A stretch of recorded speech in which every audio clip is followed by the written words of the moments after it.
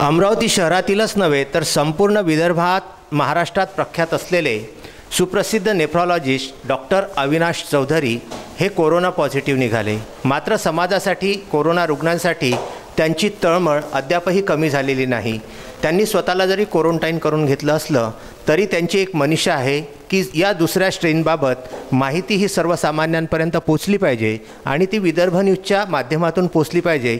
याकरिता विदर्भ न्यूजची चमू म्हणजे कॅमेरामन राहुल टेकाडे आणि मी प्रबंध संपादक उमेश लोटे आम्ही चौधरी हॉस्पिटलमध्ये डॉक्टर अविनाश चौधरी यांना भेटण्यासाठी त्यांच्या क्वारंटाईन कक्षामध्ये जात आहोत आणि कोरोनाच्या या काळामध्ये त्यांची जी मनीषा आहे, सर्वसामान्यासाठी त्यांचं काय मत आहे ते जाणून घेण्यासाठी आम्ही चौधरी हॉस्पिटल अमरावती येथे आलेलो आहोत। कोरोना एक असा आजार, एक अशी बिमारी की ज्या आजाराने संपूर्ण जगामध्ये थैमान माजवलं। नुसतं थैमानच नाही माजवलं तर जगाला जगणंसुद्धा कठीण करून टाकलं। संपूर्ण जग लॉकडाऊन करण्याचं सामर्थ्य या कोरोनामध्ये होतं आणि बघता बघता वर्ष निघून गेलं। एका वर्षानंतर हळूहळू भारताने सुस्थितीत यायला सुरुवात केली। डिसेंबरच्या शेवटच्या दिवशी हा कोरोना डिटेक्ट झाला होता आणि त्याला कोविड-19 असं नाव देण्यात आलं होतं। आपल्या भारतामध्ये याचा प्रादुर्भाव जानेवारीच्या मध्यंतरापासून तर फेब्रुवारीच्या सुरुवातीपर्यंत जाणवायला सुरुवात झाली आणि हळूहळू तो पसरायला सुरुवात झाली। अशातच आपल्या भारताचे पंतप्रधान नरेंद्र मोदी यांनी 22 मार्च 2020 रोजी या कोरोनाच्या पायी आपल्या संपूर्ण देशाला लॉकडाऊन घोषित केलं आणि बघता बघता आपण सर्व बंदिस्त झालो। अशा बंदिस्त काळामध्ये सर्वात प्रमुख व्यक्ती जर कुणी असेल की जिनी या कोरोना काळापासून संक्रमण होण्यापासून म्हणा आपल्याला वाचविण्याचा जो प्रयत्न केला असा व्यक्ती म्हणजे एक डॉक्टर, एक वैद्यकीय अधिकारी। या डॉक्टर्सनी आपल्या सर्वपणांची, आपल्या असलेल्या अंगी असलेल्या सर्व गुणांची कमाल केली आणि हळूहळू आपण कोरोनातून मुक्त व्हायला सुरुवात झाली होती। मात्र पुनश्च एकदा एक वर्ष निघून गेल्याच्या नंतर एक नवीन स्ट्रेन आला असं म्हटलं आणि कोरोनानं अमरावती शहरामध्ये आपलं रूप पुनश्च एकदा दाखवायला सुरुवात केलेली आहे। अगदी पहिल्या दिवसापासून ज्या व्यक्तींनी या कोरोना काळामध्ये सर्व जनतेचीच नव्हे तर अमरावतीकरांचीच नव्हे तर संपूर्ण भारताची ज्यांनी काळजी घेण्याचा प्रयत्न केला, वेगवेगळ्या आपला संदेश देऊन विदर्भवासियांपर्यंतच नव्हे तर महाराष्ट्रामध्ये पोचण्याचा प्रयत्न केला असे डॉक्टर अविनाश चौधरी यांनासुद्धा कोरोना पॉझिटिव्ह ते निघाले हे ऐकून विदर्भ न्यूजचंच नव्हे तर अनेकांचं मन हेलावलं। आणि असे डॉक्टर अविनाश चौधरी ज्यांना आपण मागील वर्षी कोरोना कसा काळामध्ये आला, त्याच्यापासून वाचण्यासाठी आपण काय केलं पाहिजे या सर्वसामान्य अगदी हिरहिरीने भाग घेऊन सर्वसामान्यांपर्यंत आपल्या चांगल्या गोष्टी ज्या आपण अंगीकृत केल्या पाहिजे अशा गोष्टी पोहोचवण्याचं कार्य त्यांनी अविरतपणे केलं। शिवाय आपल्या हॉस्पिटलमध्ये एकही दिवस सुट्टी न घेता ते अविरत कार्यरत राहिले आणि वर्षभरानंतर आज जेव्हा विदर्भ न्यूजला हे कळलं की doctor Avinash Chaudhary is positive, त्यामुळे आम्हाला राहवलं नाही आणि आम्ही अशाही परिस्थितीमध्ये कॅमेरामन राहुल टेकाडे आणि मी प्रबंध संपादक उमेश लोटे डॉक्टर अविनाश चौधरींना भेटण्याशिवाय आणि त्यांच्यावर झालेला कोविडचा अटॅक तो त्यांनी कसा सहन केला ही माहिती घेण्याकरिता आणि त्यांची भेट घेण्याकरिता चौधरी हॉस्पिटलला जिथे ज्या ठिकाणी त्यांनी स्वतःला क्वारंटाईन करून घेतलेलं आहे अशा ठिकाणी आम्ही त्यांची भेट घेतली। आज डॉक्टर अविनाश चौधरी आपल्यासोबत आहेत जे स्वतः कोरोना पॉझिटिव्ह आहेत आणि कोरोनाचा जवळपास त्यांचा जो क्वारंटाईन होण्याचा काळ आहे हा बऱ्यापैकी संपुष्टात आलेला आहे आणि आता ते हळूहळू निगेटिव्ह व्हायला सुरुवात झालेली आहे। त्यामुळे विदर्भ न्यूजच्या हे मनात आलं आणि डॉक्टरांशी आपण बातचीत केलीच पाहिजे, त्यांची भेट घेतलीच पाहिजे म्हणून विदर्भ न्यूजची चमू आज येऊन पोचली आहे चौधरी हॉस्पिटलला डॉक्टर अविनाश चौधरी यांच्याकडे। एखाद्या व्यक्तीला कोरोना होतो आणि त्याचं मन, शरीर दोन्ही ढासळून जातं।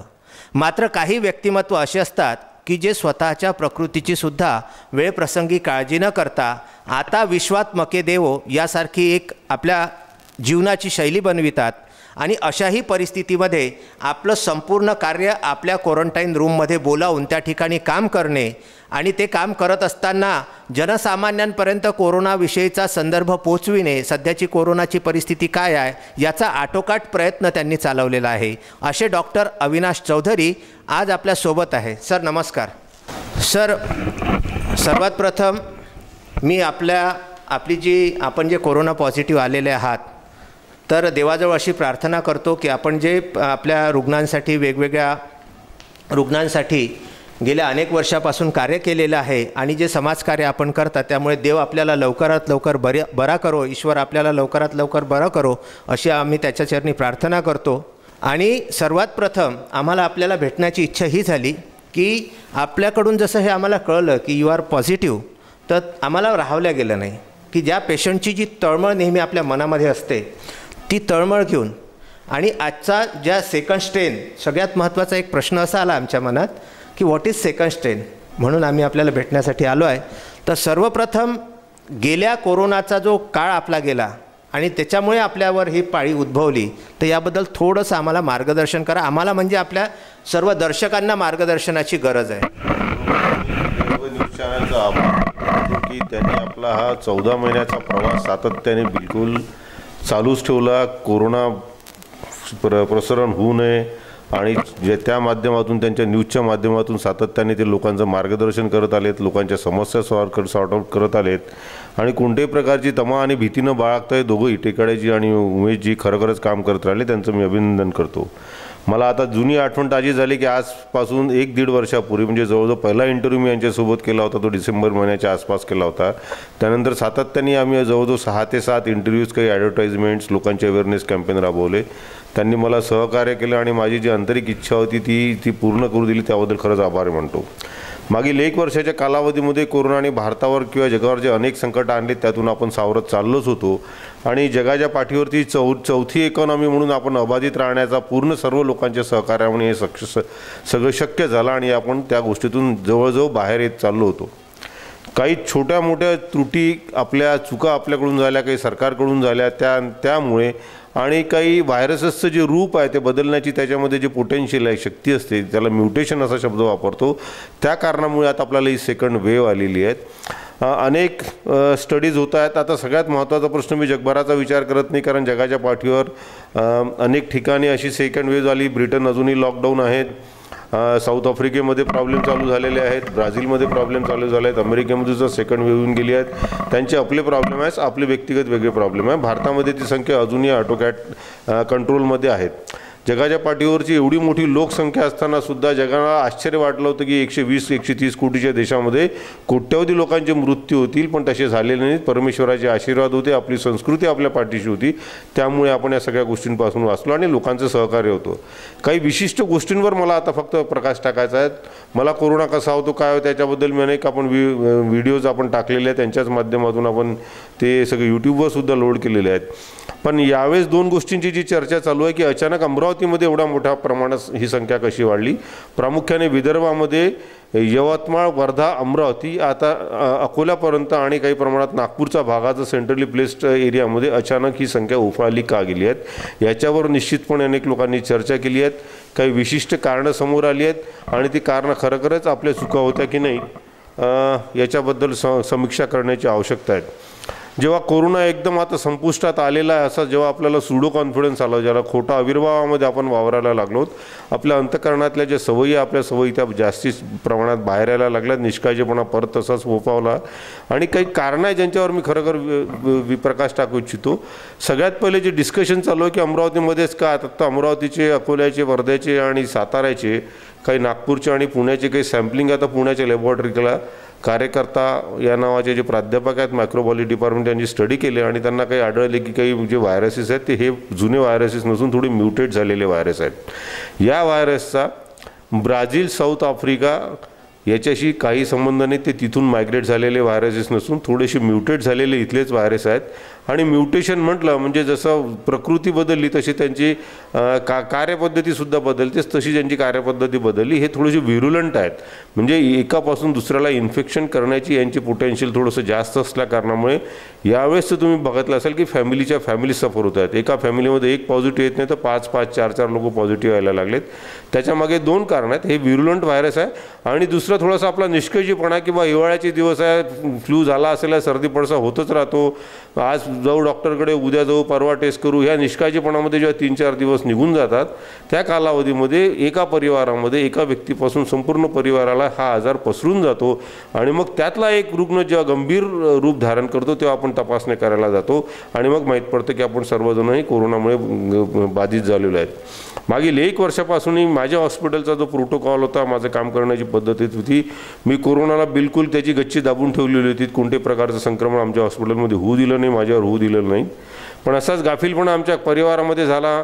काही कारणास्तव आमच्या घरचा एक बाहेरून येणारा व्यक्ती जे कामाला येतात ते व्यक्ती कॅरियर स्टेजमध्ये असताना ते कॅरियर होतो, आमच्या लक्षात आलं नाही आणि घरात लक्षणं एका व्यक्तीला आल्याबरोबर मग लगेच लक्षात आलं की बुवा आता हा व्यक्तीची टेस्ट केल्यानंतर कॅरियर झाला। माझा व्यक्तिगत इश्यू आहे आणि त्यामुळे मला त्या गाफीलमध्ये या कोरोनाने पकडलं नाही, तर कोरोनाला मी मला कैचीमध्ये पकडू देऊ शकलो नसतो। परमेश्वराजी तुमच्या लोकांचे आशीर्वाद आहेत। आज 11वा दिवस आहे, मी ॲब्सोल्युटली नॉर्मल, मला कोणत्याही प्रकारचे कॉम्प्लिकेशन झालेले नाहीत। आपण यापेक्षा जास्त दुसऱ्या विषयामध्ये लक्ष घालू की जेव्हा अशा प्रकारचं लक्षण एका व्यक्तीला घरामध्ये होते, कृपया मला यांच्या माध्यमातूनही विनंती करू इच्छितो की मनातले ही किंतु परंतु सगळ्यात पहिले बंद करा की आपण टेस्ट करणं आवश्यक आहे की नाही, टेस्ट करायलाच पाहिजेत। काही टेस्ट फालतू येत राहतात, चुकीच्या येतात असं नाही आहे। पुष्कळ वेळा प्रत्येक टेस्टच्या मागे टेक्निकल एरर्स असतात, सॅम्पल कलेक्शनचे एरर असतात, इंटरप्रिटेशनचे एरर्स असतात। म्हणूनच त्या टेस्टच्या खाली लिहिलं आहे की याची सेन्सिटिव्हिटी 70%, स्पेसिफिसिटी 80% हे जे आकडे आहेत, हे आकडे जे सांगतात की प्रत्येक टेस्ट ही काही ना काही अंशी फॉल्स पॉझिटिव्ह आणि फॉल्स निगेटिव्ह असते। त्यामुळे तुम्ही टेस्ट केली म्हणजे ती 100% तंतोतंत खरीच यायला पाहिजे जरुरी नाही। तुमची जर लक्षणं जर तुम्हाला कोरोनाची वाटत असेल तर तुम्ही कोरोनासारखंच वागलं पाहिजे, कोरोनाच्या आजारासारखंच वागलं पाहिजे। स्वतःला तुम्ही आयसोलेट केलं पाहिजे, प्राथमिक दर्जाचे इलाज चालू केले पाहिजे आणि ह्या टेस्ट सातत्याने वारंवार करत राहिल्या पाहिजेत। मी माझं स्वतःचं उदाहरण तुम्हाला देतो। मागील 1 वर्षामध्ये मी माझ्या 11 वेळा रॅपिड अँटीजन टेस्ट केला आणि 7 वेळा RT-PCR केले, सगळेचे निगेटिव्ह आलेत। मागील 10 दिवसामध्ये मी माझ्या 4 रॅपिड अँटीजन टेस्ट केल्या आणि 3 RT-PCR केलेत, 4च्या 4ही निगेटिव्ह आल्यात। 2 सुरुवातीचे RT-PCR निगेटिव्ह आले, पण मी माझा पिछा सोडला नाही, कारण मला ज्या प्रकारचे लक्षण होते मला माहीत होतं की मी कदाचित कोरोनाने ग्रस्त आहे। आणि मग शेवटची जी टेस्ट केली त्या टेस्टमध्ये मी पॉझिटिव्ह आढळलो। तोपर्यंत मी माझं डायग्नोसिस कोरोना आहे हे कन्फर्म करून घेण्याचा पिछा सोडला नव्हता। त्यामुळे एक टेस्ट केली म्हणून सगळं संपलं असं नाही, तुम्हाला कदाचित वारंवार टेस्ट करण्याची पाळी येऊ शकते। आणि मी स्वतः सांगतो याच्यासाठी आहे की माझ्यासारखा व्यक्ती जेव्हा जर वारंवार टेस्ट करून घेतो आहे याचा अर्थ त्याचा काहीतरी अर्थ आहे आणि तो अर्थ तुम्ही समजून घेतला पाहिजे। तुम्ही काही मूर्ख लोक, अनेक विद्वान लोक, काही प्रसिद्धी माध्यमाचे लोकसुद्धा, मोठ्या पेपर्सचे लोक अनेक सभांमधून व्यासपीठावरून गर्जना करत असतात की कुछ कोरोना नाही आहे, हे सब फालतूपणा आहे। मी अशा एका मोठ्या वृत्तपत्राच्या मालकाला एका व्याख्यानमध्ये बोलताना ऐकलं आणि त्याच्यावर लोकांनी टाळ्या पिटल्या होत्या। मला इतकं वाईट वाटलं होतं अंतःकरणात की हा कसला विद्वान, याला काय आहे। सगळं जगाचं लक्ष त्या कोरोनाच्या मागे लागलं, हा कोणत्या खोपडीतून पैदा झालेला विद्वान आहे की जगाच्या पाठीवर कोरोनाच नाही म्हणून मी आजपर्यंत मास्क वापरला नाही। परमेश्वर त्याला सद्बुद्धी देवो। आणि चिंता त्या लोकांची वाटली की ज्या लोकांनी त्याला टाळ्या पिटल्या। अरे मूर्खांनो, तुम्ही जरा समजून घ्या, ज्या परिवारामध्ये जेव्हा एखादा कोरोनाग्रस्त रुग्ण होतो त्या परिवाराचे काय हाल होतात। मी असे बॅड सीन अनुभवलेले आहेत, लोकांचे चित्र बघितले, त्यामुळे माझं मन खरंच हेलावून गेलेलं आहे। आणि म्हणून मी या 11 दिवसामध्ये इथे बसून फ्री कोविड सर्व्हिस चालू केलेली आहे। मला व्हॉट्सॲपवर कोणी फोन करावा, मला मदत मागावी, मी ट्रीटमेंट करतो। लिगली अलाउड असो नसो मी त्याचे विचार चिंता करत नाही। त्यांना सगळे लक्षणं, त्यांची रिपोर्ट व्हॉट्सॲपवर मागतो आणि रोज जवळजवळ 15 ते 20 लोकांना मी काउन्सिलिंग आज करतो आहे। आमच्या हॉस्पिटलच्या माध्यमातून आम्ही एकदम लोएस्ट कॉस्टला, ज्याला नो लॉस प्रॉफिट बेसिसवर आम्ही औषधं उपलब्ध केली आहे, जेणेकरून लोकांच्या अपेक्षा होणे हा अनेक नंतरचा विषय आहे। पण सगळ्यात महत्त्वाचा प्रश्न की ही परिस्थिती का उद्भवली आणि वारंवार उद्भवून आपण काय करायला पाहिजे हा अतिशय महत्त्वाचा आहे। तुम्ही जर 7-8 दिवसापूर्वी माझं फेसबुक आर्टिकल जर बघितलं असेल त्याच्यावर मी 15 मुद्दे प्रामुख्याने मांडले होते की ज्याच्यावर खरोखर लॉंग टर्म विचार करण्याचे जरुरी आहे आणि ती माझ्या अंतःकरणातून इच्छा आहे की तुमच्यापर्यंत परत पोहोचवण्यात यावी, जेणेकरून त्याच्यावर सिरियस विचार व्हावा। सगळ्यात पहिले जीवनामध्ये अत्यावश्यक गोष्टी आणि अनत्यावश्यक गोष्टींचा आता तात्काळ विचार करण्याची आवश्यकता आहे। Whether it is luxury, non luxury, पण ही जर आवश्यक असेल तर ती आवश्यक, अदरवाईज ती आवश्यक नसेल तर अनावश्यक गोष्टीच्या लिस्टमध्ये टाका। त्यापासून कोणत्याही प्रकारचा जर आर्थिक नुकसान होत असेल तर त्याची चिंता करण्याची आवश्यकता नाही। उदाहरणार्थ एक नंबर जी सध्या परिस्थिती निर्माण झाली आहे, आपण सगळेजण आरडाओरड करतो की ही आपण निष्काळजी झालो आहेत. लोकांनाच नुसता दोष देऊन चालणार नाहीत, यंत्रणेलाच सुद्धा नुसता दोष देऊन चालणार नाहीत. तर सगळ्या गोष्टींमुळे ह्या गोष्टी घडलेल्या आहेत. मी त्या दिवशी मार्केटमधून जाताना भयानक चित्र बघितलं गर्दीचं. सगळ्यात जास्त गर्दी जर मला कोणत्या दुकानात आढळली तर मोबाईल शॉपीच्या दुकानात. 3000 रुपयाचा मोबाईल घेण्यासाठी 5 लोक चालले आहेत. 1 तास त्याच्यावर चर्चा होते आहे. तिथे बिना मास्कचं लोक वापरत आहेत आणि त्या मोबाईल शॉपीचं काय टर्नओव्हर असेल आणि काय त्याच्यातून रोजगार मिळेल त्याचं त्याला माहीत. पण किती मोठ्या प्रमाणात त्याचा प्रादुर्भाव होतो आहे याचा विचार यंत्रणेने प्रशासनाने करायला पाहिजे. त्यामुळे मोबाईलशिवाय जगणं अशक्य आहे असं नाही. ह्या मोबाईल शॉपी तात्काळ 6 महिन्याकरता अबंडन करून बंद केल्या पाहिजेत, कारण या सगळ्यात जास्त गर्दीच्या गोष्टी आहेत. नंबर 2 गोष्ट, मॅरेज सेरेमनी. माझा एकदम फार आणि कठोर निर्णय या बाबतीत सांगतो की येणाऱ्या 2 वर्षाकरता सगळे लग्न विवाह हे फक्त ऑनलाईन पद्धतीने असला पाहिजेत. 5 नाही, 15 नाही, 40 नाही, 50 नाही, काहीच नाही. ज्या व्यक्ती फार इगर झाले आहेत, आतुर झालेले आहेत लग्न करण्याकरता, त्या लोकांनी आपल्या त्या वेब कॅमेरासमोर उभं राहायचं, एकमेकांना हार टाकायचे, फोटो लोड करायचे, पुरावा लोड करायचा, ऑनलाईन पद्धतीने आपला दाखला घ्यायचा की यांचं लग्न झालं म्हणून. 2 वर्षांनी आम्ही तुमच्या सगळ्या लग्नाच्या रिसेप्शनला यायची तुम्हाला आम्ही खात्री देतो. तेव्हा आपण खूप लाखो करोडो रुपये खर्च करून हा लग्न समारंभ साजरा करू. आज ती वेळ राहिलेली नाहीत, कोणी प्रामाणिक राहिलेलं नाहीत. 50 जणांचे दाखले घेतात, 500 लोक लग्नाला येतात. त्यापेक्षा या सगळ्या भ्रामक गोष्टींना समूळता नष्ट करण्याकरता, आणि लग्नसुद्धा ही अत्यावश्यक गोष्ट नाही. जग लिव्ह इन रिलेशनशिपकडे चाललेलं आहे, त्या विषयात मी जात नाही. पण जर तुमचं लग्न करण्यासाठी तुम्ही जर खूप आतुर झाले असाल तर समारंभामध्ये लग्न करणं म्हणजे फक्त विटनेसेस जमा करणं असतं. 500 लोक हे विटनेस आहे की आम्ही दोघं नवरा बायको आहे, त्याच्या व्यतिरिक्त त्यांचे आशीर्वाद काही कोणापर्यंत पोहोचत नसतं. या सगळ्या भ्रामक कल्पना आहेत. त्यामुळे आपण जर लग्न केलं याचा जर एक पुरावा जर तुम्हाला जर घ्यायचा असेल तर ऑनलाईन पद्धतीने आपलं नाव रजिस्टर करा. आणि सरकारने एक जाहीरनामा काढायला पाहिजे, पत्रक काढायला पाहिजे की जे लोक या कालावधीमध्ये ऑनलाईन लग्न करतील त्यांचेच लग्न फक्त ग्राह्य धरण्यात येईल, अन्यथा कोणत्याही पद्धतीने केलेले लग्न हे ग्राह्य धरण्यात येणार नाही. त्यासाठी ते जबाबदार राहतील. 3 नंबरची गोष्ट, तेरवी पंक्ता ह्या गोष्टी संपूर्णतः नष्ट केल्या पाहिजेत. लोकांनी समजलं पाहिजे हा प्रतिष्ठेचा प्रश्न नाही आहे. आता तुम्हाला गरीब लोकांना कोरोना मदत करणं म्हणजे तेरव्या करणं आहे. त्यांना मदत करणं म्हणजेच आपल्या नातेवाईकांना श्रद्धांजली दिल्यासारखे हा प्रश्न महत्त्वाचा झालेला आहे. 4थी अतिशय महत्त्वाची गोष्टी, आणि माझ्या मते जर कोरोना कशाने जरा वाढला असेल तर ह्या ज्या गोष्टी सांगितल्या यापेक्षा जास्त महत्त्वाच्या गोष्टी या राजकीय लोकांनी वाढवलेल्या आहेत. ग्रामपंचायतीच्या इलेक्शनची कोणत्याही प्रकारची आवश्यकता नव्हती. 1 वर्ष ग्रामपंचायतचे इलेक्शन, 1050 पेक्षा जास्त ठिकाणी ग्रामपंचायतीचे इलेक्शन झालेत. कोणत्याही प्रकारचा प्रोटोकॉल फॉलो करण्यात आला नाही. मोठ्या प्रमाणात गाड्यांचं एक्सचेंज झालं. गावातले लोक शहरातले लोक गावात गेलेत. खूप क्राउडिंग झालं. त्यांनी कोणत्याही प्रकारचा विचार केला नाही आणि अशा प्रकारचे इलेक्शन झाले, साजरे करण्यात आले. आणि आज तुम्हाला रिझल्ट माहीत पडले की इतक्या मोठ्या प्रमाणात तुम्हाला कोरोना प्रसारित झालेला आहे.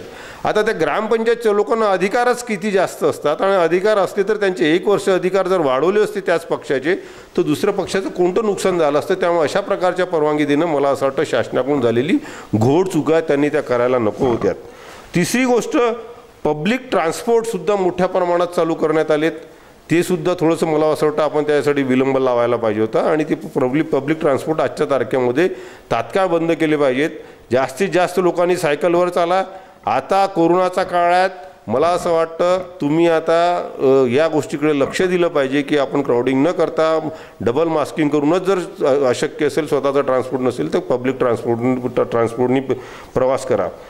सब्जी मंडीबद्दल मी मागच्या वेळेस परत बोललो होतो की सब्जी मंडीचं डिसेंट्रलायझेशन मागच्या 1 वर्षापासून मी ओरडत आलो की झालंच पाहिजे. सगळ्या सब्जी मंडीज डिझॉल्व करा आणि प्रत्येक एरियामध्ये आपल्या छोट्या सब्जी मंडीज निर्माण करा, जेणेकरून आठवडी बाजार नावाचा जो प्रकार असतो जिथे सगळे लोक तुडून पडतात तो प्रकार होणार नाही, आणि त्या अनुषंगाने अशा प्रकारचं क्राउडिंग आपल्या इथे होणार नाही. दुसरे, मॉल आणि थिएटरबद्दल तर सगळ्यांनी कल्पना आहेच. काही महत्त्वाच्या गोष्टींवर मी विशिष्ट प्रकाश टाकू इच्छितो. ते म्हणजे क्राउडिंग होणारे दुसरे ठिकाणं कोणते, तर बँकिंग सर्व्हिसेस. मला असं वाटतं की प्रत्येक बँकांनी आता आपला निर्णय घ्यायला पाहिजे. स्वतःचा स्वार्थ बाजूला ठेवून त्यांनी आपल्या बॅच वाईज काम करायला पाहिजे. वर्किंग अवर्स वाढवले पाहिजेत. सकाळला 9 वाजता बँक चालू होईल, 9 ते 11 सिनियर सिटीजनसाठी काम होईल, तोपर्यंत दुसऱ्या कोणाला प्रवेश मिळणार नाही. 11 ते 1 वाजता फक्त फायनान्शियल ट्रान्झॅक्शन होईल, ज्यांना पैसे जमा करायचे आहेत तेच लोक येऊ शकतील, दुसरा कोणी प्रवेश घेऊ शकणार नाही. 1 वाजता ते 3 वाजेपर्यंत फक्त पैशाचे विड्रॉल होईल, त्याच लोकांना विड्रॉल मिळेल जे 12वी अनुत्तीर्ण आहेत किंवा 10वी अनुत्तीर्ण नापास झालेले लोक आहेत, जे ATM कार्डचा वापर करू शकत नाहीत, त्याच लोकांना फक्त तुम्हाला विड्रॉल मिळतील आहे, त्या दुसऱ्या लोकांना विड्रॉल मिळणार नाहीत. पण बँकेने काळजी घ्यायला पाहिजे की त्यांच्या बँकेच्या बाहेर ATM कार्ड, त्यांच्या बँकेच्या इमिजिएटली बाहेर एक ATM सर्व्हिससुद्धा चालू आहेत. आणि जे लोन केसेस आहेत, डिस्बर्समेंटच्या केसेस आहेत, दुसऱ्या कोणत्या डिस्प्यूट केसेस आहेत, ह्या संध्याकाळी 6 ते 8च्या दरम्यान त्यांनी सॉर्ट आऊट कराव्या, लोकांच्या घरापर्यंत जाऊन सॉर्ट आऊट कराव्या, जेणेकरून अशा प्रकारचे कोणत्याही प्रकारचं क्राउडिंग होऊ नये.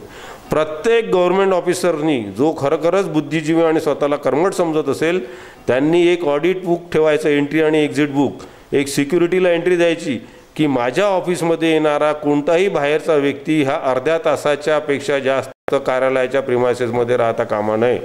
आणि तो जर राहत असेल तर त्याचा जाब विचारला पाहिजे की हा व्यक्ती 30 मिनिटापेक्षा जास्त या कार्यालयात जर फिरत होता तर का फिरतो, त्याचं काम का झालं नाही. यांनी जर कोणते डॉक्युमेंट रजिस्टर केले तर त्या डॉक्युमेंट्सवर उत्तर का मिळालं नाहीत. मी माझा स्वतःचा अनुभव जाहीरपणे सांगतो. आज महानगरपालिकेमध्ये माझ्या छोट्याशा कामाकरता, लिगल कामाकरता मी 24 चक्र मागच्या महिन्यामध्ये मारल्यात. लिगल वर्क 100% सगळे कागद पूर्ण, सगळी फीज भरलेली. आज या, उद्या या, परवा या, नंतर या, आज साहेबनी, तो साहेबनी, हे साहेबनी, शेवटी तुमच्या इंजिनियरला पाठवा, हां मग तो सांगाल हे करा. आणि शेवटी त्यांचे इंटेन्शन मला जेव्हा लक्षात आले आणि शेवटी मी त्यांचे जे उद्दिष्ट साध्य केले त्याच्यानंतर लगेच ते काम झाल्याचं त्यांनी घोषित केलं. पण मला त्यांनी 24 वेळा तिथे बोलावलं, जे काम 1 वेळासुद्धा त्यांनी बोलवायला नव्हतं पाहिजे. मला मी डॉक्युमेंट्स पूर्ण केल्यानंतर त्यांनी ऑनलाईन पद्धतीवर त्यांनी मला मेल करून द्यायला पाहिजे होतं. त्याला म्हणतात काम करण्याची पद्धत. त्या महानगरपालिकेची जी जबाबदारी आहे खरं पाहिलं तर हे इरेडिकेट करण्याची, त्या महानगरपालिकेचा दृश्य जाऊन बघा. सगळे गावातले रिकामचोट लोक तिथे जाऊन बसलेले गप्पा मारत बसले असतात, गोंधळ झालेला असतो. त्या नगरसेवकाला कोणत्याही प्रकारचे अधिकार नाहीत, त्याच्याकडे फंडिंग नाहीत, तरी 25 लोक आपल्या चेंबरमध्ये घेऊन बिना मास्कचे बसलेले असतात. हे चित्र माझ्या डोळ्यांनी बघितलं म्हणून मी तुम्हाला ताकदीने सांगतो हा विषय की ती भयानक परिस्थिती त्या महानगरपालिकेची आहेत. त्यांनी स्वतःच्या घरात सुद्धा एकदा डोकावून बघितलं पाहिजेत. नुसत्याच दवाखान्यांवर लोकांवर आक्षेप करून चालणार नाहीत. ते सगळेचे सगळे कार्यालय खाली करा, तिथे एंट्री आणि एक्झिट टायमिंग लावा की कोण माणूस आला कोण नाही मिळाला. आणि सगळ्यात महत्त्वाची की प्रत्येक सरकारी फाईल हे ऑनलाईन सबमिशन झालं पाहिजे आणि ऑनलाईनच क्लिअर झालं पाहिजे, किंवा त्याला विचारा की तात्काळ हे सॉर्ट आऊट का होत नाहीत. नाहीच तर कामाचे कोणतेही काम न करता नुसतेच चक्रा लावायला लावणं म्हणजेच क्राउडिंग वाढवणं असं मी समजतो. आता ती परिस्थिती बदलली आहे साहेब, आता सगळ्यांना विचार करायला पाहिजेत. अशाच प्रकारचा न्यायालयावर सुद्धा मी ताशेरे सोडू इच्छितो की न्यायालयीन कामामध्ये सुद्धा आज शहरातले 70 प्रमुख वकील पॉझिटिव्ह झालेले आहेत. का पॉझिटिव्ह झालेत? गर्दी वाढली, कोर्ट चालू झालं, कोर्ट बंद होतं. कोर्ट बंद करून चालणार नाहीत. तुम्हाला parallel daily fast track services चालू करायला पाहिजेत. 4 ते 8 रोज फास्ट ट्रॅक केसेस क्लिअर झाल्या पाहिजेत. छोट्या छोट्या आंदोलनाच्या केसेस असतात, छोट्या छोट्या गुन्ह्याच्या केसेस असतात. कधी वकील नसतो तर कधी जज नसतो तर कधी पुरावे नसतात. अशा सगळ्याच्या सगळ्या केसेस तुम्ही तात्काळ 1-2 हिअरिंगमध्ये क्लिअर करून तिथलं लोड कमी केलं पाहिजे फास्ट ट्रॅकच्या माध्यमातून. जेवढ्या केसेस तुमच्या रेग्युलर कोर्टातून निघत नाही त्याच्या 10 पट केसेस तुम्ही फास्ट ट्रॅकमधून जर क्लिअर केला तर आपोआप तिथला गोंधळ कमी होईल आणि गर्दी कमी होईल. आणि ही जी योजना मी तुम्हाला सजेशन देतोय हे 1 आणि 2 दिवसासाठी नाही, हे आयुष्यभरासाठी जोपर्यंत आपण फॉलो करत नाही, डिसिप्लिन आत करत नाही, तोपर्यंत डिजिटल इंडिया आणि स्मार्ट सिटी ह्या सगळे स्वप्न आपल्याला फक्त मला असं वाटते देखाव्यापुरतेच होणार. अशा अनेक कोरोना येतील, फोरोना येतील, अजून नवीन नवीन आजार येतील, नवीन नवीन फ्लू येतील.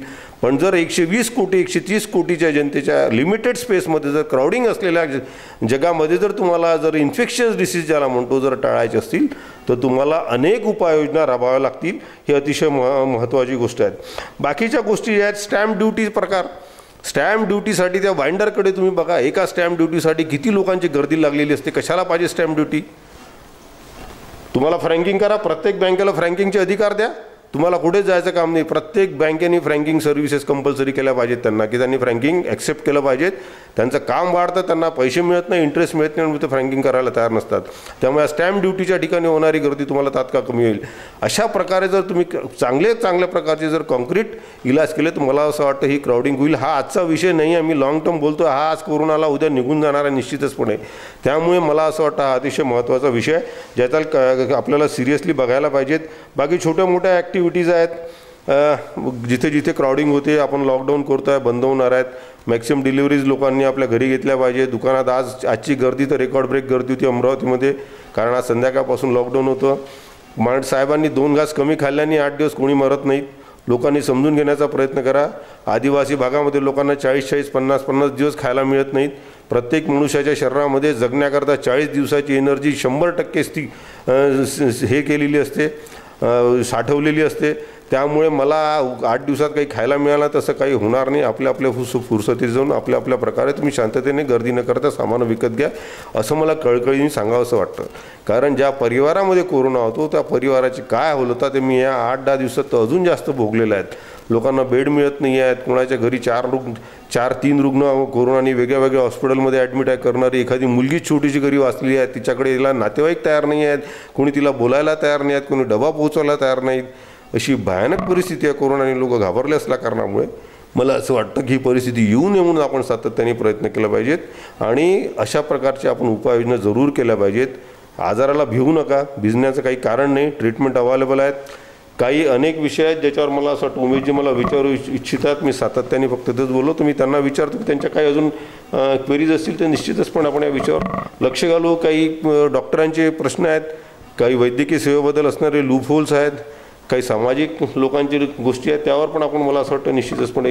सर, एक गोष्ट मला प्रकर्षानं आपल्याला विचारावीशी वाटते की गेल्या वर्षीची जी कोरोनाची लाट होती आणि मध्यंतरीचा हा जो काळ आपला सुखासमाधानाचा गेला आणि बेसिकली अमरावतीमध्ये क्राऊड वाढला. त्या वाढलेल्या क्राऊडमुळे तर मध्यंतरी एक असं हे म्हटलं गेलं की एक हा जो स्ट्रेन आहे it is same to that South African strain. Is it right or wrong? आता अभ्यास झालेला आहे, निश्चितपणे सांगतो की साऊथ आफ्रिका, ब्राझील आणि UK जो स्ट्रेन आहे त्या स्ट्रेनसारखा हा स्ट्रेन आढळलेला नाही आहे. त्याच्यावर अभ्यास झालेला आहे. त्यामुळे हा आजार तिथून ट्रान्समिट झालेला नसून आपल्याच इथलेले म्युटेट झालेले व्हायरस आहेत आणि ते जे म्युटेशन कुठे झाले त्याचे आकडेसुद्धा सांगतो. म्युटेशन झाला E484K, म्युटेशन झाला 49111 आणि म्युटेशन झालं D6164. हे अशा प्रकारचे वेगळ्याच म्युटेशन झाल्यामुळे त्यांचं बिहेवियरल चेंजेस आलेले आहेत. सेम व्हायरस जो UKला, ब्राझीलला, साऊथ आफ्रिकेला मिळालेला तो व्हायरस आपल्या इथे दिसत नाही आहे. तो डिफरंट व्हायरस आहे. त्यामुळे मधात जे म्हणाले होते की 3-4 लोक किंवा जिथून जे ट्रॅव्हलर्स होते त्यांच्यासोबत व्हायरलाच अशी काही परिस्थिती नाही, अशी भीती निर्माण करण्याचं कारण नाही आहे. म्युटेशन हा बेसिकली सिद्धांत व्हायरसचा सिद्धांतच आहे. तो म्युटेट होतच असतो आणि पुष्कळ वेळा म्युटेशन फेवरेबलसुद्धा असतं, कारण ते म्युटेशन घातक कमी प्रमाणात होतं आणि फेवरेबल जास्त होतो. तुम्हाला इम्युनिटी आलेली असते. 2-4 अतिशय काही अजून प्रामुख्याने विषय आहे ज्याच्यावर मी बोलू इच्छितो. एक वॅक्सिनेशनचा प्रकार आहे. दुसरी गोष्ट काही नवीन परमिशन लोक मागतात. मागच्या वेळेस आपण अनेक धर्मांच्या नावावर मंदिरच का बंधन, मस्जिदच का बंधन, गुरुद्वारेच का बंधन, मी त्याच्यासाठी माझ्यासाठी अजून एक लोकांना परखड रिॲक्शन आहे.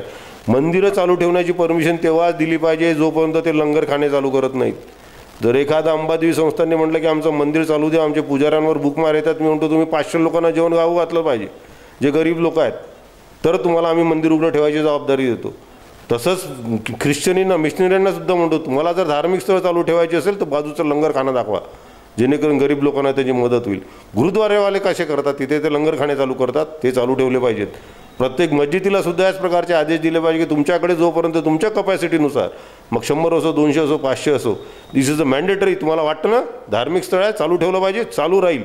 पण हे सगळे बंधनं तुम्हाला राहतील सोबत हे आमच्या बाजूने टर्म्स राहील की तिथे लंगर चालू राहिलं पाहिजे, जेणेकरून काहीतरी तुमचं सामाजिक दायित्व तुम्ही पूर्ण करणार. अन्यथा हा काय नाटकपणा लावला, धर्मांधपणा लावला की माझ्या धर्माच्या यांनी देवळं चालू ठेवा, यांनी हे चालू राहा, हे बंद करा, असं कसं चालणार नाही. हे एक टर्म्स अँड कंडिशन तुम्हाला फॉलो करावं लागतील, तर आम्ही तुम्हाला निश्चितच तुमचं सामाजिक दायित्व, तुमची जोपासना तुम्ही करता हे गृहीत धरून तुम्हाला अशा प्रकारचे परमिशन देऊ इच्छितो. त्यामुळे अशा प्रकारचे रिस्ट्रिक्शन्स, अशा प्रकारच्या फ्लेक्झिबिलिटीज आणि ह्या लाँग टर्म तुम्हाला आता 8 आणि 10 दिवसाचा विषय नाही आहे. ह्याचा इकॉनॉमीवर कमीत कमी फरक पडावा, गरीब लोकांवर कमीत कमी फरक पडावा, या अनुषंगाने आपल्याला पावलं जर उचलायची. यावेळेस फक्त जमेची बाजू आहे की ट्रॅव्हलर्स जे मायग्रंट्स लेबर यावेळेस कमी राहणार आहेत, कारण पुष्कळसे लोक आपल्या आपल्या गावात विस्थापित झालेले आहेत. त्यामुळे ती मागच्या वेळची फार मोठी समस्या होती, ती समस्या कमी प्रमाणात राहणार आहे. तरी पण गरिबांचा विचार करावा लागणार आहे, कारण अनेक मोठे झटके त्यांना सहन करावे लागलेत. पहिले नोटाबंदीच्या झटक्यातून ते सावरले नाहीत, लॉकडाऊन झालं त्याच्यातून सावरलेले नाहीत आणि मधात आता हे सगळे महागाईचा सुद्धा प्रकार आहेत आणि अजून मला मान्य, आता तुमच्या माध्यमातून एक छोटीशी विनंती करता, मी मान्य करतो, उघडपणे मान्य करतो, मी एक मोदी साहेबांचा समर्थक आहे, वैचारिक समर्थक आहे. ज्या प्रकारे कृषी बिल आणलं गेलं ते चांगलं उद्दिष्ट ठेवून कृषी बिल आणलं गेलं, पण त्याचे उद्दिष्ट चांगल्या प्रकारे न समजता त्याचं राजकीय भांडवल करून तो एक सगळा संघर्ष आज 72-74 दिवस झाले चालू आहे. तिथे जर या कोरोनाचा उद्रेक झाला तर भयानक परिस्थिती निर्माण होईल देशामध्ये. त्यामुळे मान्य मोदीजींना मी सुद्धा तुमच्या सगळ्या गोष्टीतून विनंती कळून विनंती करू इच्छितो की तुम्ही मोठे आहात, अजून मोठे व्हा आणि मोठेपणा घेऊन हे बिल 1-1.5 वर्षाकरता ढकला समोर, आणि हा सगळा जो गोंधळ तो सध्या शांत करा. तुमच्याकडे अजून 5 वर्ष आहेत, परमेश्वर तुम्हाला अजून 5 वर्षे दिल्याची मला पूर्ण गॅरंटी आहे. तुमचं उद्दिष्ट की तुम्हाला सक्षम करायचं शेतकऱ्याला ते सुद्धा पूर्ण होईल. पण सध्या जोपर्यंत हे लोक मानसिकतेतने ऐकून घ्यायच्या, तुम्ही 2 पावलं मागे जर आले असेल तर निश्चितचपणे भलं होईल आहे.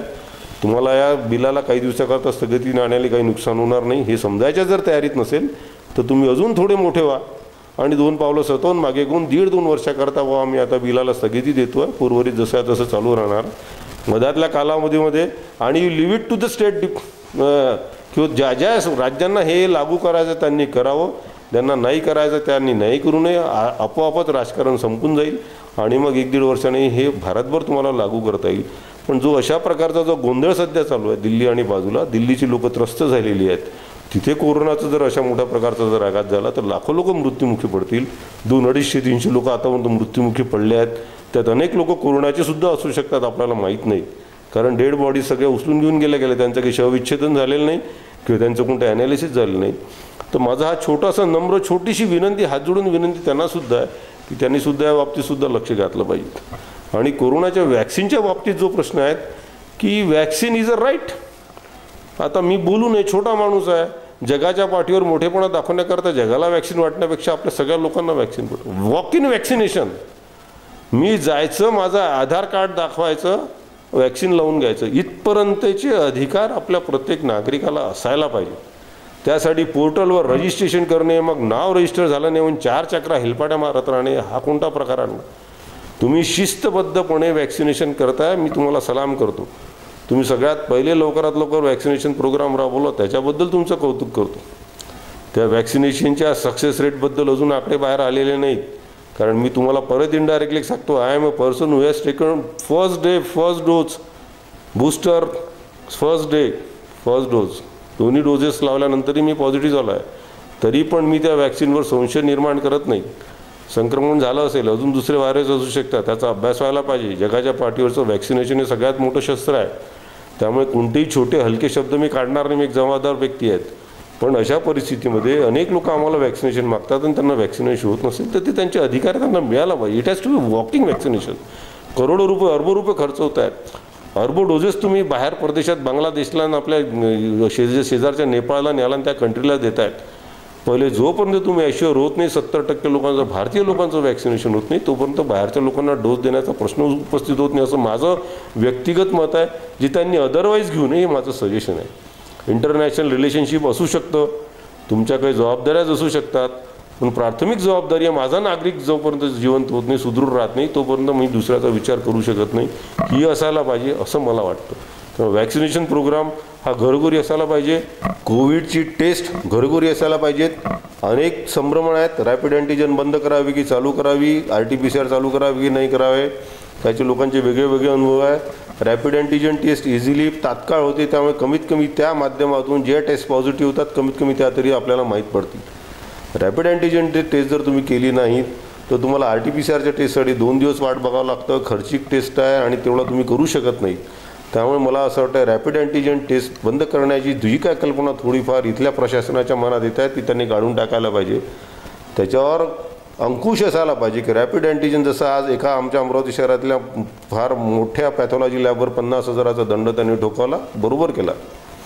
मी त्यांचं कधीही समर्थन करणार नाही की त्यांनी जर पैसे घेतले आणि रिपोर्ट दिले नाहीत, चुकीची गोष्ट आहे.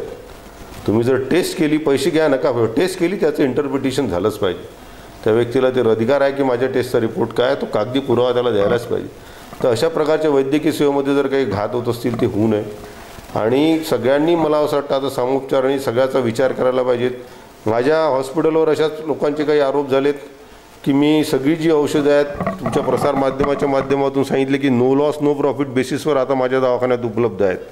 मी त्यात अल्प दरात म्हटलं नाही आहेत. हा शब्द अतिशय महत्त्वाचा समजून घ्या. मी सांगतो की मला ज्या किमतीमध्ये आलेली औषध त्या किमतीमध्ये मी ती औषधं लोकांना देणार. असं तर खरं पाहिलं तर ड्रग्ज अँड फार्मसिस्ट असोसिएशनने एक मोठं काउंटर स्वतः उघडायला पाहिजे. दुसरं काउंटर सरकारी दवाखान्यामध्ये इरविनमध्ये उघडलं गेलं पाहिजे, जिथे अतिशय अल्प दरामध्ये माफक दरामध्ये कोणत्याही रुग्णाची फसवणूक नव्हता औषधं मिळतील. ही पावलं कारगर पावलं आहेत, ही महत्त्वाची पावलं आहेत, ज्याच्यापासून लोकांचे पैसे वाचतील, त्यांना सेवा मिळतील, त्यांच्यात हिंमत राहील, त्यांना कॉन्फिडन्स राहील की आमचे औषधं आहेत. नाही एकच औषध जर 4,000 रुपयाचं मिळतं आणि एक औषध जर 1,500 रुपये, तेच औषध 1,500 रुपयाच्या दुकानाच्या काउंटरला मिळत असेल तर लोक तुमच्या तोंडात शेण घालणार आहेत. घालावे सुद्धा त्यांनी, का घालू नये. अशा परिस्थितीमध्ये जेव्हा आपदा आलेली आहे, एवढी मोठी कॅलॅमिटी आहे, आपण सगळ्यांनी पैसे कमवण्याचा उद्दिष्ट न ठेवता थोडी सामाजिक बांधिलकी ठेवली पाहिजे. मी सुद्धा याच माध्यमाने माझा फोन नंबर खूप व्हायरल केला की ज्या ज्या व्यक्तीला 24/7 माझ्या मदतीची आवश्यकता आहेत, माझ्या ओपिनियनची आवश्यकता आहे, मला तुम्ही रिपोर्ट्स व्हॉट्सअप करा, मला फोन करा. मी 24ही तास माझ्या फोनवर अवेलेबल आहे. I am going to help them. Physically काही दिवसानंतर मी फिट होईल, 2-4-5 दिवसांनी. मला आता सध्या मी फिजिकली फिट जरी असलो तर नियमाने बांधलेला आहेत, मला माझ्या खोलीमध्येच राहायचं आहे. नाही तर मी आजच या प्रवासाला निघालो असतो की ज्या ज्या लोकांना मदत पाहिजे मी करतो आहे म्हणून. मोठी मोठी हॉस्पिटल उघडली आहेत, खरोखरच या हॉस्पिटलची आवश्यकता आहे की नाही मला एक वैद्यकीय एक्सपर्ट म्हणून मलासुद्धा वाटायला लागला आहे, त्यात काही डाऊट नाही. लोकांना जे काल वाटत होतं की अनेक आजार आहेत ज्यांना खरोखरच तुम्ही जर चांगल्या प्रकारचं काउन्सिलिंग 10-15 मिनटाची समजून सांगितलं, औषधं समजून सांगितली, हिंमत दिली तर अजूनही 90% लोक घरी चांगले होऊ शकतात. 10% लोकांना हॉस्पिटलायझेशन आवश्यकता आहे, त्यांना तुम्हाला समजावण्याची आवश्यकता आहे. मोठे मोठे सरकारी क्वारंटाईन आयसोलेशन सेंटर काढून उपयोग होणार नाही, कारण ते आयसोलेशन सेंटर मेंटेन करण्याची ताकद नाही आहे शासनामध्ये. तिथे प्यायला पाणी नसतं, गरम पाणी नसतं, खायला अन्न नसतं, त्यात अन्नात किडे असतात, अळ्या असतात, हे जाऊन बघायला तयार नाही. त्यामुळे तुम्ही ते भाषणं बंद करा की आम्ही 2,000 लोकांचं आयसोलेशन सेंटर काढू. काही त्या भानगडीत पडू नका साहेब. त्यापेक्षा 200 कर्मचारी अपॉइंट करा आणि त्यांच्यावर स्क्रुटिनी ठेवा की जो व्यक्ती आयसोलेशनमध्ये राहायचं, ज्याने होम क्वारंटाईनचा दाखला सबमिट केला आहे, त्याला सरप्राईज व्हिजिट करा आणि फाईन ठोका. सरप्राईज व्हिजिट करा, फाईन ठोका. तुमच्या खिशातही पैसे येतील, तुमच्या डोक्याचा त्रास पण कमी. हे फालतूचे इकडे तिकडे मार खाटा बेडा विकत घेऊन झोपायच्या सोयी करण्याला सेन्स नाही. उलट ते क्रॉस इन्फेक्शन वाढवण्याचा प्रकार आहे. ज्या ठिकाणी खरंच होम आयसोलेशनची सुविधा नाही, ज्या फॅमिलीमध्ये की खरंच बाथरूम नाही, टॉयलेट नाही, तुमचे कर्मचारीच तिथे जात नाही, तसेच दाखले सह्या केले जातात. कोणाच्याकडे 4 खिडक्या, 4 खोल्या, 5 बाथरूम आहे, काही जे लिहिलं असेल त्याच्यावर असं नका करू. आणि ती सिस्टीम पण बंद नका करू. त्याच्यात तुम्ही तुमचा मॅन पॉवर वाढवा आणि त्याचं जे बेसिकली ऑडिट करा चांगल्या प्रकारे. सर, 2 गोष्टी प्रामुख्यानं अशा आहे की ज्याच्याबद्दल सध्या अमरावती शहरातच नव्हे तर संपूर्ण महाराष्ट्रामध्ये त्या गोष्टी माहीत पडल्यापासून ओरड सुरू झालेली आहे. अमरावती शहराच्या वैद्यकीय व्यवसायाला काळीमा फासणाऱ्या 2 गोष्टी अमरावती शहरामध्ये प्रकर्षानं घडलेल्या आहेत. त्यातली एक गोष्ट म्हणजे जिल्हा परिषदेची सोमवारी जी सर्वसाधारण सभा झाली, त्या सभेमध्ये प्रकाश साबळे यांनी आरोप लावलेला आहे की एक रॅकेट जे पॉझिटिव्ह असणाऱ्या पेशंटला निगेटिव्ह आणि निगेटिव्ह असणाऱ्या पेशंटला पॉझिटिव्ह करण्याचं काम या अमरावती शहरामध्ये करते आहे, असा आरोप त्यांनी सर्वसाधारण सभेमध्ये स्पष्टपणे बोलून दाखवलेला आहे. आणि हे सगळं कशासाठी सुरू आहे तर जे शासकीय कर्मचारी आहेत अशा शासकीय कर्मचाऱ्यांना 15 दिवसाची सुट्टी आणि त्यांचा लाईफ इन्शुरन्स काढलेला असतो. त्या लाईफ इन्शुरन्समधला पैसा हा अर्धा पैसा ज्या डॉक्टर्सनी त्यांच्या टेस्ट केल्या, ज्या डॉक्टर्सकडे ते ॲडमिट होते, ज्या डॉक्टर्सकडे ते 15 दिवस थांबले, अशा डॉक्टर्सना ते अर्ध पेमेंट त्यातलं जात आहे आणि अर्धा पैसा तो लाईफ इन्शुरन्सचा जो एजंट आहे तो गोळा करतो आहे. ही भानगड आज अमरावती शहरामध्ये माहीत पडलेली आहे. दुसरी महत्त्वाची गोष्ट म्हणजे ज्या ठिकाणी आपण विश्वास ठेवतो अशा पॅथॉलॉजिस्टनी, ज्याच्यावरती मुख्य रस्त्यावरती असलेल्या एखाद्या पॅथॉलॉजिस्टनी ज्यावेळी आपण रिपोर्ट देऊन राहिलो तर ते रिपोर्ट का नाही द्यायचे, ज्या गोष्टीचा आपण पेमेंट घेतलेला आहे ते रिपोर्ट्स का नाही द्यायचे याचा विचार करणं गरजेचं आहे. या 2 गोष्टींमुळे आपण एक विश्लेषकसुद्धा आहात. नुसते डॉक्टर म्हणून मी आपल्याला प्रश्न विचारत नाही, मात्र वैद्यकीय क्षेत्राशी संबंधित आणि वैद्यकीय क्षेत्राला खाली माना घालवणाऱ्या ह्या गोष्टी आहेत असं मला वाटते. याच्यावर आपलं काय मत आहे? जर असं यात जर काही सत्यता असेल तर निश्चितच ही निंदनीय गोष्ट आहे. पॅथॉलॉजीच्या बाबतीत आज माननीय कलेक्टर साहेबांनी ऑर्डर आदेश काढले आहेत, 50,000चा दंड पण ठोकवला आहे, त्यामुळे आता ते लपून राहिलेली गोष्ट नाही. त्यामुळे हा एक चांगला जबर आता पॅथॉलॉजिस्टला बसलेला आहे. इन्शुरन्सच्या बाबतीत माझ्या कानावर अशा प्रकारच्या थोड्या काही गोष्टी होत्या. Report positive negative reimbursement insurance claim 100% मी नाकारत नाही, त्याचा दुजोरासुद्धा देत नाहीत, कारण व्यक्तिशः माझ्याकडे त्याच्या कोणत्याही प्रकारचे प्रूफ नाहीत. पण ज्या प्रकारे मांडणी करण्यात आली अशा घटना वैद्यकीय क्षेत्रामध्ये होतच नाही असं सुद्धा मी नाही म्हणत नाही. आणि असं जर होत असेल तर याच्यावर निश्चितचपणे क्रिमिनल कारवाई झाली पाहिजे असं माझं मत आहे. कारण हा इतका छोटा प्रश्न नाही आहे. त्या इन्शुरन्स एजंट त्याला कारागृहात टाकलं पाहिजे, त्या डॉक्टरलासुद्धा कारागृहात टाकलं पाहिजेत. आणि ज्या कर्मचाऱ्यांनी अशा प्रकारचे खोटे रिपोर्ट केले आहेत त्याला सरकारी नोकरीतून बाहेर केलं पाहिजे, सस्पेंड केलं पाहिजेत. या सिरियसनेसपर्यंत जोपर्यंत तुम्ही ॲक्शन घेणार नाहीत, नुसत्या थातूरमातूर जर नोटिसा देत असाल तर याचं सोल्युशन निघणार नाहीत. One has to be very radical in treating eradicating all this problems. असे खोटे जर धंदे जर तुम्ही करत असाल निश्चितचपणे हे क्षमा योग्य नाही. तुम्हाला क्षमा देता कामा नाही. सॉरी म्हणून चालणारं नाही, त्याच्यावर ॲक्शन आणि फक्त ॲक्शनच झाली पाहिजे, जेणेकरून येणाऱ्या 100 वर्ष या गोष्टीचा रेफरन्स राहील. नुसतं आपण मी एक वैद्यकीय प्रॅक्टिशनर म्हणून माझ्या डॉक्टरांना किंवा यांना प्रोटेक्ट करावं, एका इन्शुरन्स कंपनीचा माणूस म्हणून त्या इन्शुरन्स कंपनीने त्यांना प्रोटेक्ट करावं, किंवा बिल काढणारा कर्मचारी असं म्हणून त्या ऑफिसचं असं चालणार नाही साहेब. हा एक सगळ्यात मोठी आपदा आहे, सगळ्यात घाणेरडी सवय आहे. करप्शननी तसंही आपल्या देशाला फार पोखरून टाकलेलं आहे. आणि हे एक प्रकारचं सगळ्यात मोठ्या प्रकारचं करप्शन आम्ही समजतो. सरकारी कर्मचाऱ्यांमध्ये तर करप्शन इतक्या स्तराला गेला आहे की तुमचं खरं आहे खोटं आहे काय विषयच नाही. तुम्हाला जोपर्यंत त्यांना पैसे देत नाही तोपर्यंत तुमचे फायले चालत नाहीत. मी माझा स्वतःचा आवर्जून अनुभव सांगतो आहे. मी आता त्याला कोट करू इच्छित नाहीत. मी आजपर्यंत फार स्वाभिमानाने म्हणत होतो की अविनाश चौधरी एवढ्या लोकांचं चांगलं काम करतो आहे, मी कोणाला कधी रोखत नाहीत, माझ्या टेबलवर कधी 5 मिनिट फाईल थांबत नाहीत. नोटीस लागली आहेत की कागदपत्र जमा झाल्यानंतर 24 तासाच्या आत जर ते क्लिअर झाले नाही ते तात्काळ माझ्या ऑफिसमध्ये तुम्ही मला रिपोर्ट करा. 24 तास काय 24 मिनिट लागत नाही. आणि माझे लिगल डॉक्युमेंट्स सँक्शन करून घेण्याकरता मला त्या महानगरपालिकेमध्ये साले 24 चक्रा आणि वरून पैसे. लाज वाटण्यासारखी गोष्ट आहे. धवस कशाचे देतात की आम्ही तुमच्यावर दुसरे ॲक्शन घेऊ. ज्या महानगरपालिकेला 1 लाख रुपये टॅक्स भरून देतो मी वर्षाचा, त्यांना एक प्रिव्हिलेज म्हणून त्यांनी कस्टमर म्हणून ट्रीट करायला पाहिजे. तर त्यांचे स्वतःचे व्यसनं पोटं भरण्याकरता साल्यांना आमच्या खिशातले पैसे पाहिजेत. लाजिरवाणी गोष्ट आहेत. आणि हेच उदाहरण मी या डॉक्टरांनासुद्धा म्हणतो, तुम्ही ज्या दिवशी शपथ घेतली आहेत प्रामाणिकतेने सर्व्हिस करायची शपथ घेतली आहेत. पैसे कमवायला अनेक मार्ग आहेत. आम्हीसुद्धा अनेक मार्गाने पैसे कमवत होतो, अनेक बिझनेस करतो, आम्ही तुम्हाला छातीठोकपणे सांगतो. पण कोणत्याही प्रकारचा अशा प्रकारचा ज्यापासून लोकांना नुकसान होईल, फसवणूक होईल असं करता कामा नाहीत. आणि निश्चितचपणे सांगू इच्छितो अशा प्रकारच्या जर घटना करत असेल आणि त्या उघडकीस आणण्याकरता जर तुम्हाला काही मदत पाहिजे तर तुम्हाला जाहीरपणे सांगतो की ते पेपर्स माझ्याकडे आणा, मी सांगतो याच्यात काय खरं आहे आणि काय खोटं आहे म्हणून तुम्हाला आश्वासन देतो आहे. पॉझिटिव्हचा निगेटिव्ह रिपोर्ट होऊ शकत नसतो. पॉझिटिव्हचा निगेटिव्ह रिपोर्ट तेव्हाच होतो जेव्हा पॉझिटिव्ह माणसाचं सॅम्पल निगेटिव्ह माणसाच्या नावावर लोड केलं जातं. समजलं असेल, समजा मी पॉझिटिव्ह आहे, माझं सॅम्पल जर उमेशच्या नावाने जर रजिस्टर केलं तो रिपोर्ट पॉझिटिव्ह दाखवणार आहे. अशा प्रकारचं होऊ शकतं, नाकारता येत नाही. त्यामुळे त्या टेस्टवर तुम्ही हे करू नका, त्याच्या सेन्सिटिव्हिटी स्पेसिफिटिव्हिटीवर प्रश्न करू नका. या बेसिकली या हरामी लोक जे करणार आहेत त्यांच्यावर तुम्ही ॲक्शन घ्यायला पाहिजे. आणि निश्चितचपणे हा चिंतेचा विषय, याचा निषेधच व्हायला पाहिजे. निश्चितच डॉक्टर अविनाश चौधरी यांनी आपल्याला जे सांगितलेलं आहे की नुसता गुन्हा दाखल करून, नुसता दंड करून हा प्रश्न मिटणार नाही. त्यांच्यावरती एक मोठा गंभीर स्वरूपाचा गुन्हा दाखल व्हायला पाहिजे आणि त्यांना कारागृहाची हवा दाखविल्या गेली पाहिजे. ही आज खरी काळाची गरज आहे. दुसरी महत्त्वाची गोष्ट, सर्वसामान्यांमधून आमच्या न्यूज चॅनललासुद्धा अनेक फोन येतात की अमक्या दवाखान्यातून इतक्या रुपयाचं बिल कोविडच्या नावावर काढलं गेलं. आज डॉक्टर अविनाश चौधरी गेल्या अनेक वर्षांपासून प्रॅक्टिसमध्ये आहे आणि त्यासाठी राज्य शासनाने, केंद्र शासनाने काही मानदंड ठेवले आहेत. मात्र ते मानदंड आपण एक पेशंट म्हणून जात असताना, आपण एक कोविडचा रुग्ण म्हणून जात असताना किंवा आपल्या घरातल्या कुण्या व्यक्तीला जर कोविड झाला असेल तर ते मानदंड नेमके काय आहेत याची सर आपण जनतेला थोडीशी माहिती देणं अत्यंत गरजेची आहे.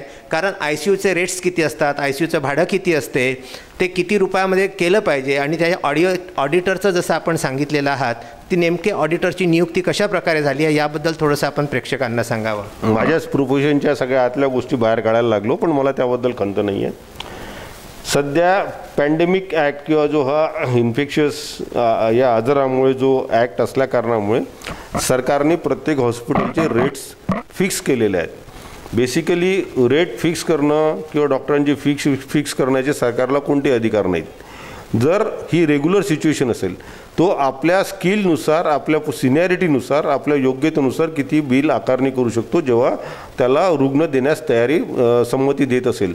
जसं एकाच सर्जरीची जनरल वॉर्डातली फी वेगळी असतं, एकाच सर्जरीची स्पेशल रूमची फी वेगळी असतं, ICUची फी वेगळी असतं, VIP सूटची ज्या 5 तारांकित हॉस्पिटल आहे त्यातलं तुम्ही बघितलं असेल की एकच सर्जरी 1 लाखात होते, 30 सर्जरी तोच सर्जन 3 लाखात होतो आणि 30 सर्जरी 15 लाखातसुद्धा असते, कारण ते तसं सेग्रिगेशन्स केलेलं आहे।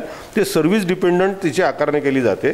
पण हे नियम तुम्हाला या इमर्जन्सी म्हणजे या पॅन्डेमिक ॲक्टमध्ये लागू होत नाहीत, कारण गरीब लोकांची पिळवणूक होऊ नये म्हणून सरकारने काही रेट फिक्स केलेले आहेत की जर एखादा रुग्ण ICUत भरती झाला असेल तर त्याला प्रामुख्याने 6,000 रुपये ICUचे चार्जेस प्लस 3,000 रुपये व्हेंटिलेटर आणि ऑक्सिजनेशन 9,000 रुपयाच्या आसपास प्रतिदिन चार्जेस लागतात, आणि रूममध्ये असेल तर 3,000 ते 4,000 रुपयाच्या आसपास। एक्झॅक्ट फिगर मला माहीत नाही, पण जवळजवळ याच प्रकारे सरकारने त्या रेट फिक्स केलेले आहेत आणि त्याप्रमाणे बिल काढल्या गेलं पाहिजेत। पॅथॉलॉजीचे चार्जेस वेगळे आहेत, औषधाचे चार्जेस वेगळे आहेत, आणि प्रामुख्याने सांगू इच्छितो की औषधं त्याच हॉस्पिटलमधून विकत घेणे बिलकुल जरुरी नाहीत।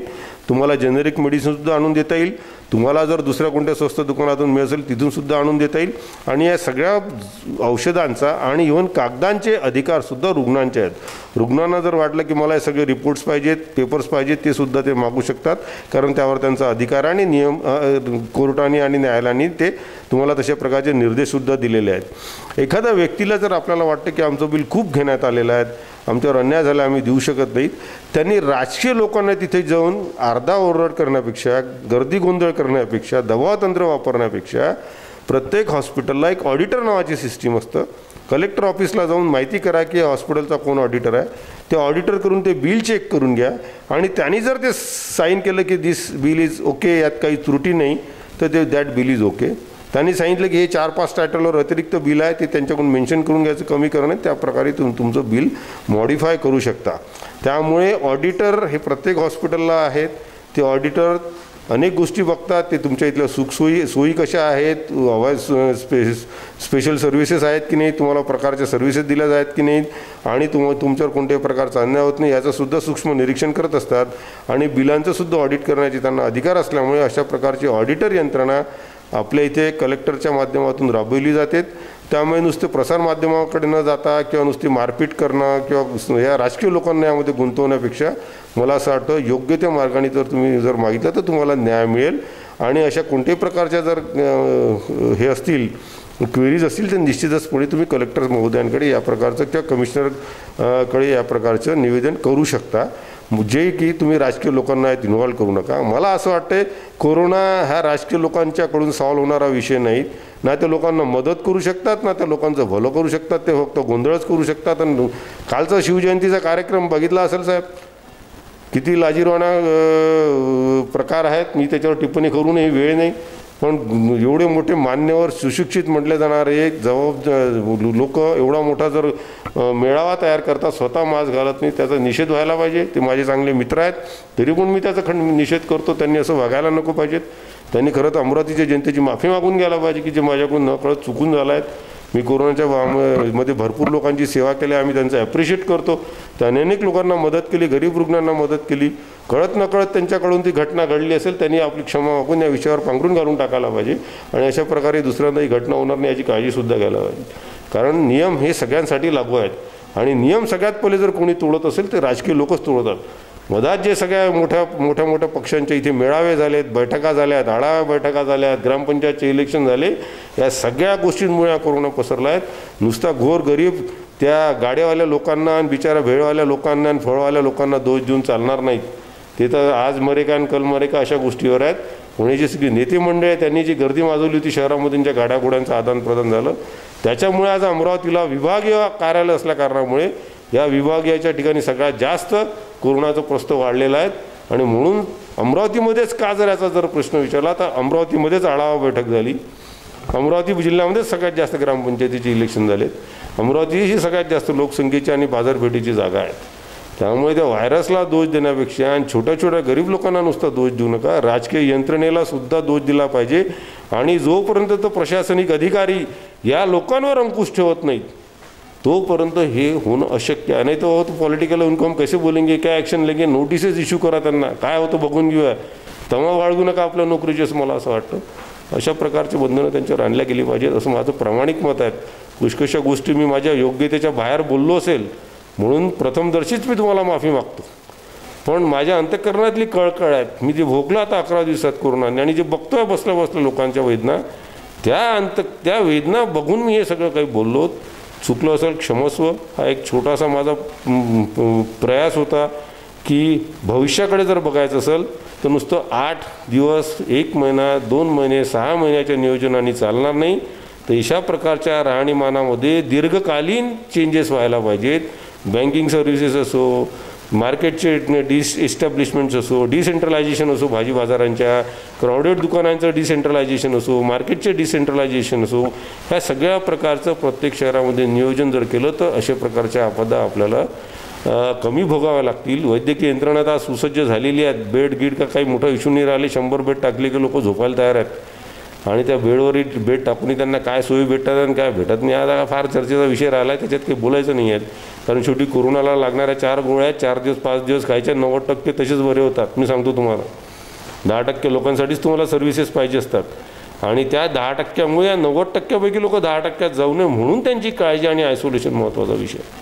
अदरवाईज कोरोना खूप गंभीर आजार आहे असं भीती वाढण्याचं कारण नाही. कोरोना गंभीर आजार नाही असं सुद्धा समजूत करून घ्यायचं कारण नाही.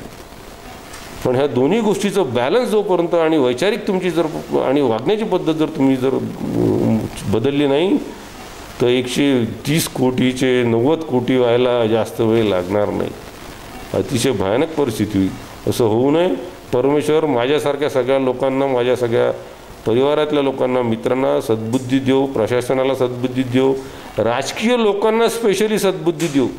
कारण राजकारणाचा सगळ्यात मोठा विषय आम्ही अजून वारंवार सांगतो की राजकारणामध्ये जी काम करण्याची जी पद्धत आहे, लोक जमा करण्याची आणि तो स्टेटस सिम्बॉल घेण्याची की बा माझ्यासोबत 50 कार्यकर्ते आणि 25 कार्यकर्ते आणि साधा 1 कप चहासाठी आपल्या रूममध्ये 30-40 लोक जमा करून ठेवतात आणि ते बिचारे भोळे बाबडे लोक बसले असतात.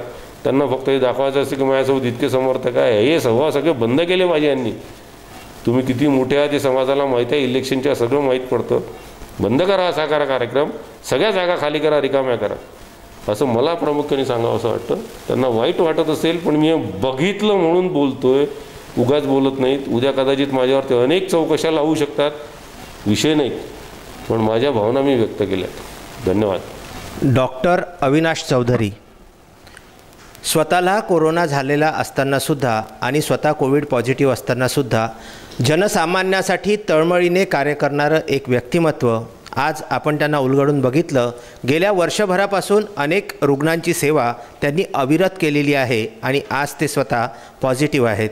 ईश्वर त्यांना लवकरात लवकर या आजारातून बरा करो अशी आपण ईश्वरचरणी प्रार्थना करूया आणि पुनश्च या त्यांच्या आजारातून बरे झाल्यानंतर पुनश्च आपण एकदा त्यांचा याबाबतीत आणखी सविस्तर विश्लेषणात्मक एक मुलाखत आपण आयोजित करणार आहोत. त्यामध्ये आपण वेगवेगळ्या विषयांवरती परत एकदा चर्चा करणार आहोत.